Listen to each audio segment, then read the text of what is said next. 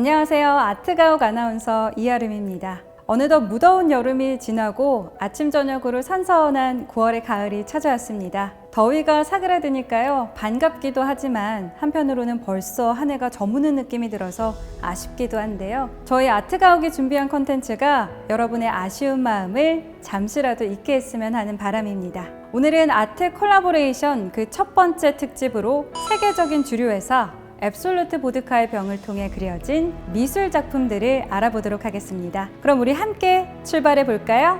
앱솔루트 보드카는 스웨덴 남부에 위치한 마을 아후스에서 전량 제조되는데요. 전 세계에서 네 번째로 많이 팔린 보드카로 2020년 기준 960만 케이스를 판매한 회사입니다. 1879년 라스 올슨 스미스라는 스웨덴인이 만든 이 회사는 보드카 원액을 여러 번 증류해서 불순물을 제거하는 연속 증류법을 사용하며 앱솔루트 렌트 브랜빈이라는 명칭의 보드카를 런칭했습니다. 이후 시간이 흘러 1979년 미국 시장에 진출하면서 앱솔루트로 이름을 바꿨죠. 앱솔루트 보드카는 액체 내용물이 보이게끔 하는 투명한 병 디자인을 개발했고, 또 라벨을 붙이는 대신 병 표면에 브랜드 이름과 로고를 직접 인쇄해서 제품의 단순성과 순수성을 부각시켰는데요. 이는 기존의 보드카 병과는 전혀 다른 매우 혁신적인 디자인이었습니다. 그들의 초기 광고 또한 유명한데요. 검은 바탕 한가운데 놓여있는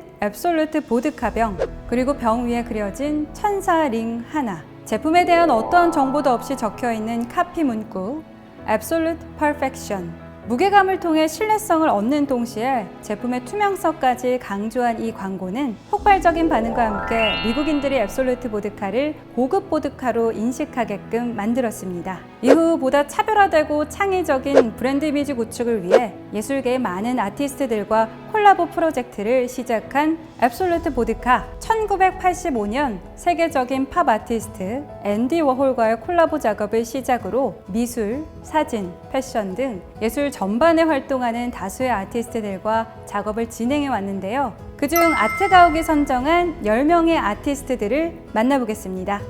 첫 번째는 앤디 워홀의 Absolute 워홀. 20세기 가장 영향력 있는 미술가이자 팝아트의 제왕 앤디 워홀. 실크스크린 기법의 마릴린 먼로 작품으로 우리에게도 친숙한 그는 대중문화와 순수예술의 경계를 무너뜨리고 광고, 디자인 등 시각예술 전반에도 거대한 영향을 끼쳤습니다. 그런 그가 앱솔루트 보드카의 혁신적인 병 디자인과 광고에 매료돼서 콜라보 작업 의사를 먼저 밝혔고, 새로운 광고 방향을 모색하던 앱솔루트사는 이 제안을 받아들여 그 유명한 앱솔루트 아트 시리즈 중 첫 번째 작품 앱솔루트 워홀이 1986년 탄생하게 됩니다. 앤디 워홀과의 콜라보 작업을 통해 앱솔루트 보드카의 시장 점유율은 급등했고, 앱솔루트사는 최고의 주류 업체로 자리매김하게 됐습니다. 앱솔루트 워홀 보드카는 아직까지도 한정판으로 발매되고 있으며, 이를 소장하려는 예술품 애호가들로 인해 발매 즉시 완판된다고 합니다. 두 번째, 키스 헤링의 앱솔루트 헤링. 앤디 워홀의 적극 추천으로 앱솔루트 아트 두 번째 작품을 함께하게 된 키스 헤링. 간결한 선의 이미지를 율동감 있는 형상으로 표현하여 뉴욕 거리, 지하철 등에 그려지는 그래피티를 예술의 경지까지 끌어올린 장본인입니다. 앱솔루트 헤링 역시 선의 리듬감을 중시하는 키스 헤링의 개성이 물씬 드러나는데요. 노란 원색 속에서 콘서트장의 관중들이 앱솔루트 보드카에 열광하는 듯한 모습을 간결한 선으로만 표현한 키스 헤링의 재치와 유머는 그가 어떻게 단순한 낙서화를 예술로 승화시킨 인물인지를 잘 드러내고 있습니다. 세 번째, 루이즈 부르주아의 앱솔루트 부르주아. 프랑스의 설치 미술가이자 일명 거미 엄마라고 불리우는 루이즈 부르주아. 그녀는 불행한 유년 시절 불륜을 저지른 아버지를 향한 분노와 그럼에도 가족을 위해 묵묵히 본인의 자리를 지킨 어머니를 향한 연민의 감정을 토대로 모성에 대한 경외감을 거미로 형상화한 마망 시리즈를 선보입니다. 9m에 달하는 거대한 거미를 지탱하는 가느다란 다리는 어머니의 연약한 내면에, 배에 붙어있는 알들은 자식을 품은 어머니의 모성을 상징하고 있습니다. 앱솔루트 부르주아 작품 속 마망은 알 대신 병을 품고 있으며, 유리 형태의 머리와 사이버틱한 다리가 원작과 달리 앱솔루트 보드카를 향한 경외의 의미로 해석되어 위트 있게 다가옵니다. 네 번째, 데미안 허스트의 Absolute Heart. 현 시대에 가장 조명받는 아티스트 중 한 명인 데미안 허스트와도 작업을 했습니다. 데미안 허스트는 죽은 동물의 시체를 포름알데히드를 가득 채운 유리진열장에 넣어 전시하거나 실제 인간의 치아를 붙인 해골에 다이아몬드를 박아놓는 등 그로테스크한 작품들로 매우 유명한데요. 포름알데히드를 채운 유리진열장 속에 앱솔루트 보드카 병이 있고 그 병 안에 또 다른 앱솔루트 보드카 병이 반복적으로 세워져 있습니다. 주로 죽음을 작품의 주제로 하는 그가 앱솔루트 허스트를 통해 보여주고자 한 메시지는 무엇일까요? 그의 첫 전시회 작품의 제목, 살아있는 누군가의 마음에서 불가능한 물리적인 죽음을 빗대어 해석하면 우리들의 마음속에서 영원히 살아있는 앱솔루트 보드카가 되겠네요. 다섯 번째, 백남준의 앱솔루트 백. 비디오 아트의 선구자 백남준. 우리는 그를 TV를 여러 대 쌓아올린 다다익선 작품의 이미지로만 주로 기억합니다. 첨단 기술 매체의 홍수 속에 살아가는 우리는 TV를 쌓아올린 그의 작품을 일종의 낡은 예술로 치부하죠. 하지만 첨단 기술 매체의 태동식이 모두가 기술적 변화를 두려워하고 반대할 때 어떻게 하면 이를 수용하고 공존해 살아갈 수 있을까 고민하고 이를 예술로 표현한 아티스트가 백남준이었습니다. 앱솔루트 백은 병을 감싸고 있는 수많은 네온기호들이 빛을 발하고 있습니다. 그에게 있어 네온의 시각적 활용은 복잡한 정보를 축약하여 전달하고 소통하고 이해할 수 있음을 의미합니다. 백남준이 네온기호를 통해 전달한 앱솔루트 보드카, 여러분들께 잘 전달되었나요? 여섯 번째, 르네 마그리트의 앱솔루트 마그리트. 벨기에 출신 화가 르네 마그리트는 이성의 지배를 받지 않고 공상, 환상의 세계를 중시하는 초현실주의의 대표 화가입니다. 그는 그림 속 현실 공간을 뒤틀고 언어와 이미지 사이의 관계에 새로운 의미를 부여하면서 그림을 보는 관객으로 하여금 색다른 감정을 느끼게 합니다. 그의 표현 기법은 이후 매트릭스 같은 영화나 하울의 움직이는 성과 같은 애니메이션 등 대중문화의 여러 분야에도 지대한 영향을 끼쳤습니다. 앱솔루트 마그리트 작품은 중산모를 쓴 신사, 구름 배경, 오브제 사과 등 그의 작품에 자주 등장하는 상징들이 총망라돼 있습니다. 중산모를 쓰고 있는 앱솔루트 보드카 병은 로고가 지워진 상태로 사과에 가려져 있네요. 이미지의 반역 작품 속 파이프 그림에 이것은 파이프가 아니다 라는 설명을 남긴 그의 의도처럼 앱솔루트 마그리트 그림 속 로고가 없는 병은 과연 앱솔루트 보드카일까요? 일곱 번째, 로버트 인디애나 앱솔루트 인디애나.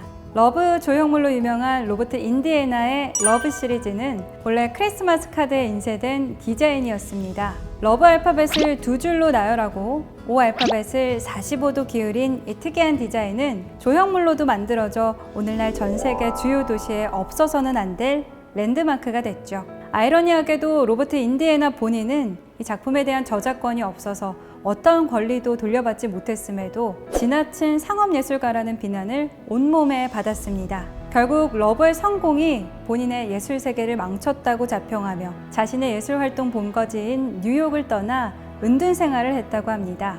앱솔루트 인디애나 작품은 러브 그림 중앙에 러브 로고로 도배되어 있는 앱솔루트 보드카 병이 이질적이면서도 대칭적으로 들어가 그 존재감을 더욱 발하고 있습니다. 여덟 번째, 케니 샤프의 앱솔루트 샤프. 키스 헤링, 장 미셸 바스키아와 함께 뉴욕 이스트 빌리지를 중심으로 벽화예술의 핵심 멤버로 활동한 케니 샤프, 앤디 워홀을 포함해 친분이 있는 네 사람은 앱솔루트와 모두 콜라보 작업을 진행한 바 있습니다. 최근에도 패션 브랜드 디올과 협업을 하는 등 활발하게 활동하고 있는데요. 황량한 디스토피아 배경을 바탕으로 앱솔루트 보드카 병이 놓여 있고 그 위로 케니 샤프가 창조한 캐릭터들이 연계 형태로 새어나오고 있습니다. 보드카에 취해 토하는 제스처를 취하고 있는 양옆 두 캐릭터와 보드카에 행복한 미소를 짓고 있는 가운데 캐릭터가 이 작품의 감상 포인트입니다. 아홉 번째, 하베르 마리스칼의 앱솔루트 마리스칼. 1992년 스페인 바르셀로나 올림픽 공식 마스코트 코비를 기억하시나요? 가장 성공적인 올림픽 마스코트 중 하나로 평가받는 코비는 대충 선을 그어 만든 듯한 심플한 디자인에 가장 도발적인 올림픽 마스코트로도 평가받고 있습니다. 이 코비 캐릭터를 창조한 사람이 바로 스페인 대표 미술가이자 디자이너 하베르 마리스칼입니다. 그는 캐릭터, 그림, 가구, 소품까지 다양한 영역에서 재능을 펼쳐 보이고 있는데요. 분야에 상관없이 그의 작품 속에는 공통된 주제가 내포되어 있습니다. 그것은 바로 놀이. 어렸을 때부터 지독한 난독증으로 글자를 읽지 못했던 그는 문자 대신 놀이를 통한 소통의 즐거움을 깨닫고 이를 작품을 통해 표현하고 있습니다. 그만의 놀이 표현법은 앱솔루트와의 협업인 앱솔루트 마리스칼에서도 잘 드러납니다. 스페인의 정열적인 붉은색 바탕 위로 그림놀이 시간에 어린아이가 펜을 들고 대충 그린 듯한 졸라맨 인물들이 보드카를 마시며 담소를 나누고 있네요. 그 중앙에 형광 느낌으로 채색된 앱솔루트 보드카 병이 빛을 발하고 있습니다. 마지막 10번째, 로메로 브리토의 앱솔루트 브리토. 피카소의 마티스의 색을 입힌 세계 최고의 모던 아티스트. 브라질 아티스트 로메로 브리토는 프랑스를 여행하며 피카소와 마티스의 큰 영향을 받고 돌아와 그 특유의 작품 세계를 완성해 나갑니다. 그가 창시한 네오팝 큐비즘이란 배경과 대상의 형태를 완벽하게 분할한 뒤 원색으로 채색해서 흡사 큐비즘과 팝아트가 섞여 있는 듯한 독창적인 기법을 의미합니다. 앱솔루트 브리토 작품을 보면 한눈에 봐도 로메로 브리토의 작품임을 알 수 있습니다. 굵은 선으로 분할된 섹션마다 생생한 색감이 가득 채워져 있고요. 매번 작품을 통해 사랑, 희망, 행복의 메시지를 전달하려는 그의 의도 역시 앱솔루트 브리토 작품에도 명백하게 보여집니다. 지금까지 아트가옥이 선정한 앱솔루트 보드카와 콜라보 작업을 한 10명의 아티스트들을 만나봤습니다. 앱솔루트 보드카는 기성 작가뿐만 아니라 앱솔루트 블링크 캠페인을 통해 차세대 아티스트들을 선정해 소개한 바 있고요. 매해 앱솔루트 아티스트를 선정해서 지원하는 등 다방면으로 예술계 발전을 위해 노력하고 있습니다. 국내에도 2018년 앱솔루트 보드카 아티스트 어워즈가 사랑에 편견은 없다라는 주제로 진행되어 퀴어 모델의 모습을 전통 불교 회화 방식으로 해석한 박그림 작가의 작품이 최종 수상작으로 선정되었습니다. 2020년에는 대기오염을 주제로 한 에코스트리트 아트 프로젝트를 국내 1세대 그래피티 아티스트 제바와의 협업으로 진행해 더 브리딩 시티라는 9m 크기의 대형 벽화 작품을 광화문 거리에 전시했습니다. 이 외에도 협업을 진행한 아티스트들의 수가 550명 이상이라고 하니까요. 영상을 통해 관심이 생기신 분들은 나머지 작품들도 확인해 보시길 바랍니다. 지금까지 아트가옥 아나운서 이아름이었습니다. 영상이 재밌으셨다면 구독과 좋아요 눌러주세요.